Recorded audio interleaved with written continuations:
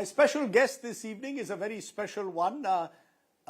Privileged to be joined by Dr. Raghuram Rajan, former Reserve Bank of India governor, former chief economist of IMF, and of course a professor at the Chicago's Booth School of Business and one of the world's leading voices on economics. I appreciate Dr. Rajan, you joining us. You join us at a time on a day which is being described as T-Day, Tariff Day. The tariffs have kicked in, US tariffs 50% on India. Your first reactions to what has happened with these tariffs kicking in at 50%, including that 25% penalty for India buying Russian oil? Well, it's unfortunate. It is deeply distressing that this should have happened. It is a blow to US-India relationships. It is certainly very, very harmful for small Indian exporters, our shrimp producers, our textile manufacturers. Lots of workers will be sort of hurt by this. Their livelihoods will be in jeopardy. And it's also a problem for the US. Buying goods with a markup of 50%, to the extent that some of them are still sent across with these kinds of tariffs, is harmful for the US consumer. So this is an event which should not have happened. Unfortunately, it has. I'll come to the impact it's having in a moment, but just to understand, how do you believe there's any rational explanation for what Donald Trump has done? Is he weaponizing tariffs as an instrument of foreign policy? Or is he someone who's an ideologically committed to the idea of high tariffs and, in a way, protecting American businesses? Well, I think there is a complicated set of rationales for these tariffs, not the specific ones on India, but generally Donald Trump's love for tariffs. I think certainly he believes that a current account deficit, trade deficit, is evidence that other countries are taking advantage of the United States, rather than they're buying goods, they're sending goods cheaply to the United States, which the U.S. consumer benefits from. So this has been an old view of his, right from Japan in the 1980s. And he has always believed that tariffs are a way of leveling the playing field. A second factor has been, more recently, the view that somehow tariffs will be a tax paid by outsiders and not by the US consumer. And therefore, it's a cheap way of getting revenues, which can then help offset some of the tax cuts that he has made. A third one, which you see a lot of nowadays, is it's punitive. So it can be a way for the US to essentially use force when it doesn't want to use its military. So I think there's some aspects of each of these in the tariffs that are applied to different countries. And unfortunately, of course, the reality is that other countries suffer. But specifically on India, when I look at the tariffs on Asian nations, we're way above now. We're 50%. Bangladesh, Sri Lanka, Taiwan, Vietnam, all at 20%. With China, there's still negotiations on at various levels. But it almost seems as if India in particular has been singled out. Is that something that should worry us? Because that's what you said at the outset. A relationship, in a way, has been completely upended. It's almost as if India in particular is being punished in some way. It is. I think there's no two questions about that.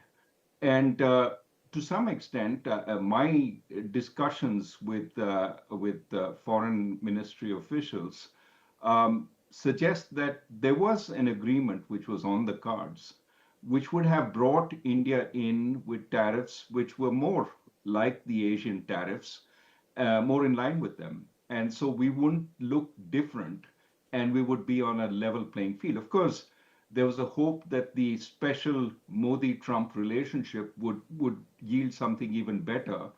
but at least we would not look worse if that had played out. Something changed in between the negotiations that were going on, that seemed to be going on reasonably, and the sudden outbursts, which have led to Peter Navarro writing a piece in the Financial Times accusing India of being an outlier in enabling Russia.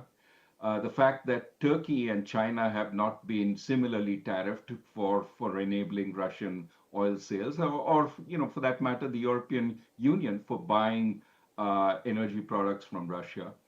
But also the fact that the Indian tariffs have been set at 25, the base tariffs, even while other countries are much lower in Asia, making India disadvantaged. We had hoped that India would actually find some advantage from these tariffs vis-a-vis other Asian producers, and in fact, it's gone the other way. So the relationship clearly has broken down. But, Yeah, go ahead. no, so what according to you explains that? The fact that India has been penalized 25% for these Russian oil purchases. Do you believe that's a red herring? Do you believe that that is something that was in India's interest to import oil from Russia at cheap prices? The Americans, Navarro and others are calling it profiteering. What's your own view? Should countries have the sovereign right to decide on these issues, or was that where perhaps India misread what the United States and the Trump administration intended to do? I think we are beyond issues of fairness, sovereignty, etc. We are talking about a situation where it is a power play, but it's not just a simple power play driven by the exigencies of the moment. It's also what goes on in the American president's mind. And that is, a complex set of issues which everyone is trying to divine. What clearly seems to have happened is at some point, the president has decided that India is, a country which is not playing by the rules that he sets. And needs to be singled out. Navarro would not write in the Financial Times without permission, and he has been permissioned. The point, however, is that it is an exercise of power. There's no point talking about fairness, this, that. Yes, we do have the right to buy oil from whoever we want, but if there is a country which is applying pressure on us, weaponizing tariffs, as you've said, we have to ask ourselves how much we benefit from buying this oil. Who benefits in India? After all, there are refiners who are making excess profits. Do they still make those excess profits? Should we take some of those excess profits and benefit some of the exporters who are being hurt by the fact that they're buying oil from Russia? All these are questions that arise. I think fairness, we can talk till the cows come home about fairness, but that's not the issue at play here. It's interesting the way you're putting it, because you've got China, on the other hand, which continues to be the largest importer of Russian oil. China is not being penalized and India is, but you're making an interesting point there, suggesting that the profiteering of Indian corporates through refining oils, Reliance and others, while now exporters, small exporters of shrimps, gems and jewelry and others take the hit. Do you believe, therefore, that there needs to be a complete rethink on this policy now? I think it's worth considering how much we benefit from it and how much we are losing. And again, I think insisting on sovereignty, etc., is fine from the perspective of our rights. But at this point, it's a real power play. And we need to ask who's benefiting from this in the country, who's hurting, and on net, is the country benefiting? The price of Russian oil today is not that different from the market price of oil. Remember, we were importing only 2% from Russia before these sanctions were applied on Russia and it became convenient for us to buy Russian oil, as many have said, with the connivance of the Americans. Now that the Americans have turned, I think it's worth asking how much does this benefit us and who is it going to? And do we need to continue this or can we quietly, shut down this and move towards buying oil on the market if it doesn't cost us that much? While it costs us enormous amounts in tariffs, it is certainly a policy question worth asking. Again, I'm not in any doubt about the sovereignty question, but the policy question can be quite different. Yes, but there will be those listening to you, Dr. Rajan. You emphasize the word we quietly reduce our dependence on Russian oil, but can we do it quietly in this environment? It will be seen as India succumbing to political pressure. So it's not just an economic question, it's also now a political question, obviously, the power play that you're talking about. I think the question is more easily resolved if we ask ourselves who's paying the price for this purchase and who's getting the benefits. And if we equalize by taking from those who are benefiting to giving those who are paying the price, maybe that itself will reduce the incentive to go purchasing this Russian oil. I mean, let's face it, there is a cost being paid today for buying Russian oil. There's a benefit from it. And we need to ask ourselves as a country how this is playing out. Let's turn then to the impact that it's had. The immediate impact has been on exporters. And there is a sense that this also, while exporters are taking a hit, textiles, shrimps, leather, there is also a belief that this could be an opportunity, to diversify our export basket, look well beyond America. There are others who believe this is an opportunity to come closer to BRICS, to China, to Russia, carve out new trade alliances. What's your sense? Is there an opportunity in this crisis that looms over us? I think there is, a wake-up call. We should not be dependent on anybody to a large extent, right? And that goes for China, that goes for Russia, that goes for the United States. Trade has been weaponized. It's no longer according to WTO rules. Similarly, investment will be weaponized. Finance will be weaponized. So I think the Prime Minister is right in saying, for example, in rare earths, we should look to whether we can be held up and what our alternative sources of supply are, including domestic ones. But we should do this for every commodity, both the ones that every good that we're exporting, but also goods that we're importing, to see our vulnerabilities and plan ahead to ensure our vulnerabilities are reduced. Yes, we will have some friends, but make sure there are multiple friends who can supply us rather than being dependent on one friend who might turn. And I would say, this also means that we can work with traditional adversaries or people who haven't, countries that haven't proved reliable in the past, but don't be too dependent on anyone. So that would presumably include China, because till a few months ago, we were talking about India becoming part of a China plus one strategy as an alternative for a global supply chain that we could compete with the Chinese.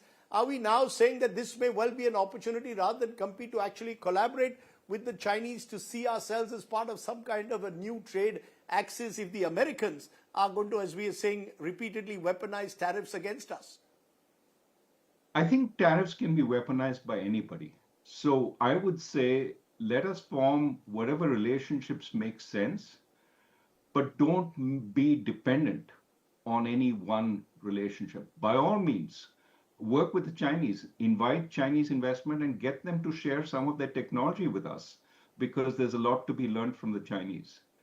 But make sure that you're not dependent on them, that you have alternatives, and those alternatives can be strengthened in times when the Chinese and you don't get along. I think this is a version of realpolitik which we really need to think carefully about in every area. We have to make sure we are reasonably diversified, because as we become stronger as an economy, more and more countries will become wary of us. And it is really important at that point that we have multiple alternatives, including, I wouldn't say entirely, but including some self-dependence. But you use the word self-dependence. In the last few days, a lot of talk about Make in India, about strengthening our Swadeshi spirit, Swadeshi 2.0. Now, in the past, this government in particular has been accused of being excessively protectionist, the Modi government, and trying to push Make in India, but not fully succeeding in that. Do you believe that that is the direction to go in? Or is this an opportunity in a way to break some of those protectionist barriers, to open ourselves much more to the world and compete by just improving the ease of doing business in this country? This provides, much like 1991 did, strangely enough, an opportunity to reform Indian businesses as well, make them more competitive. My predilection here, it is for the latter. It is an opportunity for us to open up,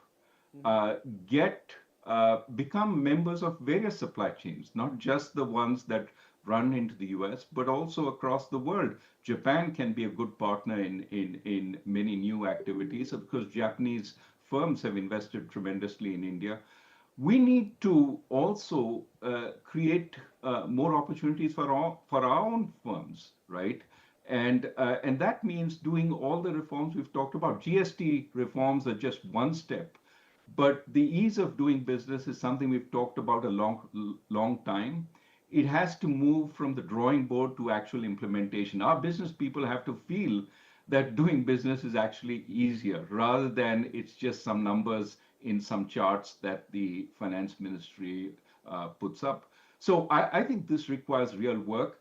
I mean, remember, 1.5 budgets ago, we got the announcement that there'd be a committee which would ease doing business.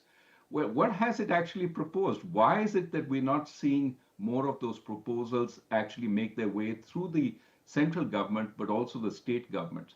I think I'm exactly on the same page as you are when I say this is an opportunity for significant reforms, enhancing the pace of growth, enhancing the ease of doing business, and enhancing the level playing field in India for our small and medium, even large businesses to compete with each other, generate that growth. In conclusion, Dr. Rajan, I recall speaking to you a couple of months ago, and that time there was a relative uncertainty over what impact tariffs would have on growth rates across the world. There was talk of America slipping into a recession. That talk is still there, of a third of the American economy slipping into recession. There is talk now of tariffs having some kind of an impact on some of India's growth projections. What's your sense? Are we heading for uncertain times and possibly a US recession? How do you see it? Because Donald Trump seems to believe, don't worry, be happy. I think the consequences of all the policy changes that have been made in the first half of this year will show up in the second half. Almost surely we will see higher inflation in the United States. Almost surely we will see slower growth. And of course, the jury is still out on what we'll see on interest rates because the Fed is being pummeled right now through a variety of pressures from the administration.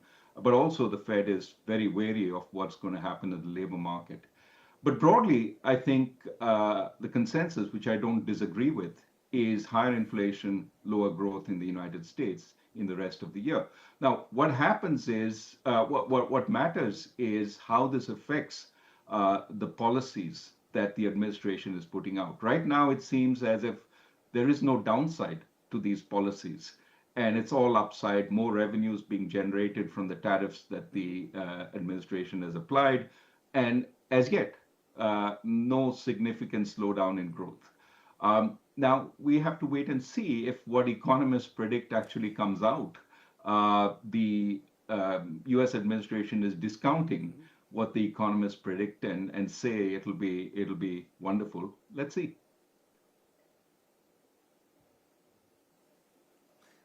In conclusion, net, what would you say, therefore, should India's approach be in the near term? Is it to be cautious, wait and watch? Because who knows, Donald Trump may get up from the right side of the bed tomorrow and suddenly decide that he wants to again upturn US policy. So should we be cautious, wait and watch? Or should we respond in anger in some form and retaliate? Is it in our best interest to just wait this out over the next few months? I think it is best to keep negotiating, to see how we can, rectify the situation. I think 50% tariffs is in neither country's interest.